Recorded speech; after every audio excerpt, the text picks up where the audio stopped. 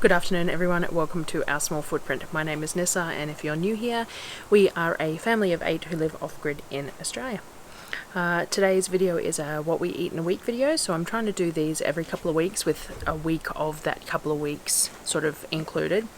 Some of the things that I make definitely have more long-winded video to go with them in other videos. And this is very much just an overview of that week's worth of meals in brief, just to give you some inspiration on meals and sort of share how we meal plan to a degree, because I don't actually meal plan, but at the same time, obviously we do some sort of planning because we have similar meals each week for a start, but we also use the stuff that we have because we only shop every 6 weeks. So by sharing these sort of condensed videos, people have found it helpful. And then if you want to see something specific that I've made, if I haven't made a long-winded video for it, please just ask in the comments and I will get that sorted for you, so long as I filmed it. But this is our what we ate in a week, and we ended this week on Kavik's birthday. So if you've watched any of my others, there's nearly always a pizza sometime in the week, because we eat pizza once a week, generally speaking, and that's part and parcel of doing, you know, weeks worth of videos. And his birthday request was pizza, so we had pizza on the last day. So here you go. Hope you enjoy it. Hope it gives you some inspiration for some meals and shows you a bit of how we make our grocery stretch for those 6 weeks by using what we have in a myriad of different ways.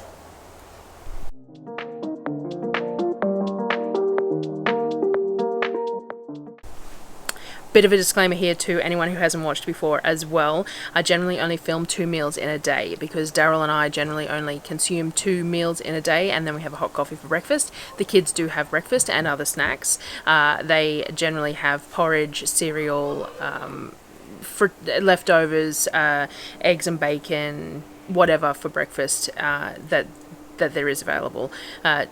Most of the time cereal for the first couple of weeks until we run out, and then once we've run out of cereal they have porridge. So that is their breakfast most days, as well as potentially leftovers from dinner last night. And what I'm sharing with you is most lunches and dinners over those 7 days. So day 1, for lunch we had frittata, so breakfast, lunch, whatever you want to call it. Now in previous video I made sausages and stuff, so we had some mince that didn't fit into those sausage casings, so there'll be a few meals that use some of that mince up in various ways as well, and one of those was frittata. We really enjoy frittata, especially in summer when we have a good garden, which it isn't this year, but when we have the garden going, because you can use whatever you have in it. We do a very simple frittata. We do some sort of meat, whether it's chicken. This one was the pork mince, greens from the garden, silver beet, kale, whatever there is, tin corn or peas or whatever happens to be available, and some onion. We do a mix of 12 eggs with 1 cup of coconut milk because we are dairy free, and I use my Thermomix to whisk up the eggs and the coconut milk to give it lots of air.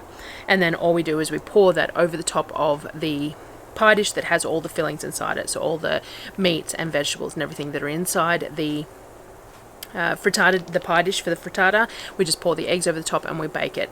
And like everything else, I bake it in the barbecue, so I couldn't tell you really how long it takes. We bake it until it's cooked, because the barbecue is just so variable on temperature. But that is a favorite one of ours, to use whatever excess meat we have in the fridge. So this one was using the pork mince from the sausages. For dinner that night we had rice paper rolls that were fried. So I think I saw this on a reel, maybe on Instagram or something like that, and I had bookmarked it because it looked really cool. So again, we've got that leftover pork mince, so I cooked up the pork mince, I shredded cabbage, I had some mushrooms, some carrots, anything like that, shredded it all up, cooked it all off with the pork as well, and then we created the parcels. So it uses 2 pieces of rice paper roll. You fold it into a square one way, and then you fold it into a square the other way, and you fry it off in the pan. We did find that you needed a fair bit of oil in the pan, otherwise the rice paper rolls stuck to the pan and were really hard to turn. So long as you had enough oil in the pan, they got nice and crispy, and they were fairly easy to flip over, and we made a nice dipping sauce for them as well. They were super tasty. I do have more of that recorded that I can share as well if you want me to. Just let me know. The next day we had pancakes for breakfast. Sonnet had requested to make pancakes, so she made them in the Thermomix with Surreal helping to read the recipe for her. One of the great things about the upgrade to the software in the new Thermomix is that you can double the recipe on screen, so you can choose how many portions. Normally I just double it in my head as I'm making it, but when the kids are making it, it's really handy that we can double it on screen, so we can get the machine to do it itself so that they can weigh it in exactly what it says. They don't have to do any maths in their head doubling the recipe, which would be great learning, but would also mean that you'd have more failed recipes. So that's fine. So they just did standard, I think they're an American style pancake is what they're called on the cookie dough, because pancakes aren't a very filling breakfast, and that was actually breakfast, like they made it early.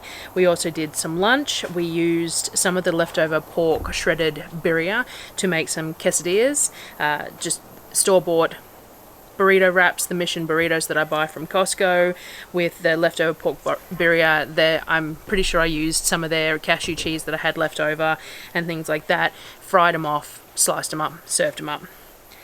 For dinner that night, we had bolognese. So any of these, what we eat in a week, you'll see a bolognese meal, because a bit like pizza, we generally have it once a week.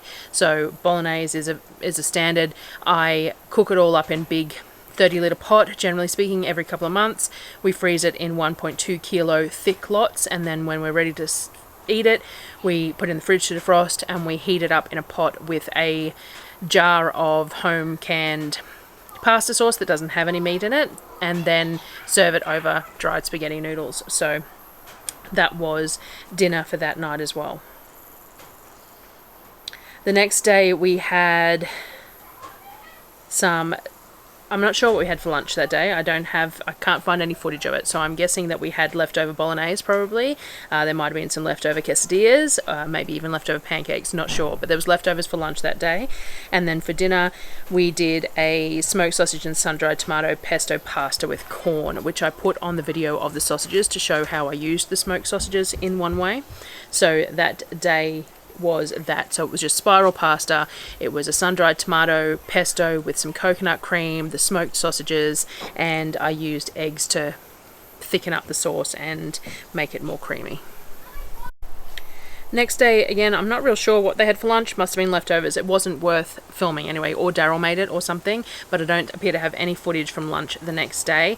But we did have stir fry for dinner. So we had a standard, we buy the Hokkien noodles from Aldi, generally speaking. I buy a couple of meals worth every 6 weeks and store them in the fridge. I can make the noodles from scratch, but they're kind of a long-winded thing, so it's nice to have them in the fridge for quick meals. I used smoked chicken that was in the freezer, frozen vegetables, and then we used the Recipe Tin Eats standard stir-fry sauce, and we use that for the noodles as well. And it's a favorite of everyone, that meal. So we did stir-fry noodles, veggies, chicken, that sort of thing for dinner that night. The next day, I also don't appear to have anything filmed for lunch, so we must have had more leftovers or nothing in specific. I did have a lot of work to get done that week, so maybe Darryl was handling lunch and he doesn't film while he's doing it, so I'm not sure. But during the day I did cook up a pot of rice to chill, because for dinner we had fried rice. So we were using those smoked sausages that I had already done, and I sliced them up to use with fried rice. I also cooked up some onions and some bacon. Used some onions that I'd harvested the seeds from and that were still firm, that I've spoken about before, so I sliced them up and cooked them up as well with the bacon. We used about 18 eggs, and I tend to just scramble them in a pan before I need to use them. A couple of tins of corn or frozen vegetables depending on what I've got, and then the rice that I'd cooked earlier and cooled. We tend to use a bit of Kikap Manis or ABC sauce, as well as standard soy sauce and oyster sauce on our fried rice, and we just mix it up and we eat it like that. It's a really simple but very tasty meal, and it's a good one for using whatever you happen to have left over as well, whether it's meats or vegetables or anything like that. Whatever you get from the garden, it all works well. The next day we had sourdough flatbreads for lunch. So these the sourdough that I use for these, I make the night before and let it rise overnight, and then I use it the next day. I don't have any footage of what we put on them, but I tend to pull the dough out, I'll roll it into balls, and then we fry them off in the cast iron pan, and we have whatever we have on them, whether it's meat and salad or leftovers, or I know there was leftover fried rice, so it's possible we had leftover fried rice, or the kids sometimes just eat them plain or even with peanut butter. It's really whatever goes with those. So we had sourdough flatbreads for lunch. For dinner that night, I did sweet potato gnocchi. So I do a very simple version of gnocchi. Basically, I steam up as much sweet potato or pumpkin as will fit in my steamer pan. And once it's steamed, I then normally mash it. I did buy myself a ricer, which I used this time, and Darryl gave me a hand using. But it seemed kind of fiddly because a lot of the flesh was coming up the sides of the ricer instead of through the holes, so I don't know how much time it really saved. But I basically do the whole pot of the sweet potato or the pumpkin, and then I put it in a bowl, and I start off with about 500 grams of flour, and then I assess as I go along. We like it. I don't personally particularly like gnocchi at all, but I have found that Darryl really prefers it soft and tender, so I don't put too much flour in it. I like my dough to be kind of wet, and I try not to handle it too much. I cut it all up. I don't bother with a gnocchi board or anything like that. I just do little pillows of it. I have a big pot of salted water. I boil it in the big pot until it all floats, and then I throw it in a bit of lard in the cast iron pan to give it some nice colour and some crispiness on the outside, and then we just serve it up with a bit of, this particular time we had some bacon bits and a bit of ghee, and that was sort of it. We don't generally add too much to it. They just really enjoy it as is. I had mac and cheese that I had made up at the same time, so I bought myself some cheese when I did the grocery shops purposely to make myself up as sort of a gourmet mac and cheese. So I had that for dinner while they had the gnocchi. So that was another day. The next day for lunch there was leftovers, but I also made them a fruity dream. So fruity dream is something you can make in the Thermomix. It's very simple. You grind up a little bit of sugar. You don't have to use the sugar, but frozen fruit has a tendency to lose some of its flavour. So by adding that sugar, it helps with the colour and the flavour. So you grind up a little bit of sugar to icing sugar, and then you add 600 grams of frozen fruit. Today we did strawberries and mango. I think I did strawberry and mango. And you grind it up in the Thermomix until it's creamy. And then once it's like that, you stick the butterfly into the Thermomix and you add an egg white. And then you whip it with the butterfly, and it turns into this lovely, airy ice cream, basically. It doesn't freeze and defrost particularly well, but 600 grams of fruit is only going to be one serve for all of us anyway. So it's a treat that I make, and we eat it all in one sitting. You can do it with any fruit you want, any combination, really just depends on personal taste. And you can, as I said, you can not do the sugar, or you can do sugar, you can bump the sugar. It's really personal preference in all that. You just need to start with frozen stuff and whip that up first. So you can freeze, like you can use tin pineapple and freeze it. I think you can use like coconut cream if you freeze it first, but adding too much liquid can be a bit of an issue, so you have to be careful with that. Apparently watermelon works really well, so I'm going to give that a go if we can manage to get some cheap watermelons, and because I think the kids would really like that. For dinner that night we had pie, so it was a big family steak pie. I made my normal lard and olive oil short crust pastry, and I filled it with jars of my beef that I had canned. I do have a video of the canning of the beef, so what I'll do is I'll put a more in depth about this pie on the end of the beef canning video so that you can see that as well. So I used jars of my beef into a pie case, and then we served it with mashed potatoes, steamed veg, and then the excess gravy over the top, which is always a well-loved meal here too. Pie, anything in pastry I suppose is a winner, especially with kids. And then the last day of the week was Kavik's birthday. So Kavik had requested he'd requested pancakes, and because he'd requested it in advance, I did overnight sourdough pancakes, and he requested pizza, and again he'd done it in advance, so I did sourdough pizza. I started it all the day before. So I did my overnight pancake mix, where you mix it all up with the starter and everything the night before and stick it in the fridge, and then you just add a bit of baking powder the next day before you cook it off. They have a lovely texture. They're really chewy and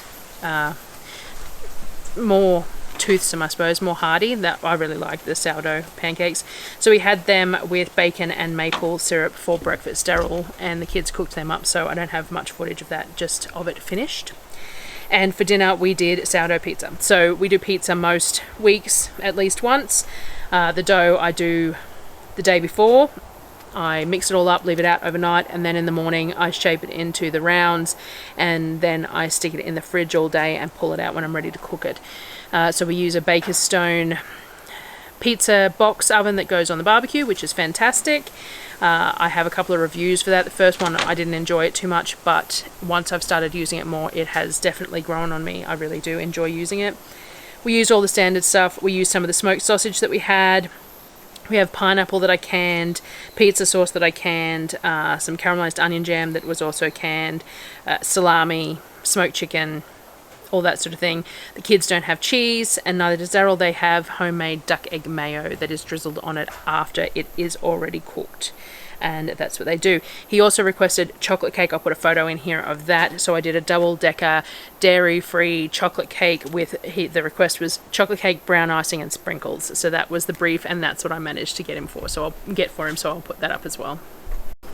So that was our week of meals. Now we are 2 weeks away from groceries, so that would have been like week 5 of 8, I suppose, around about.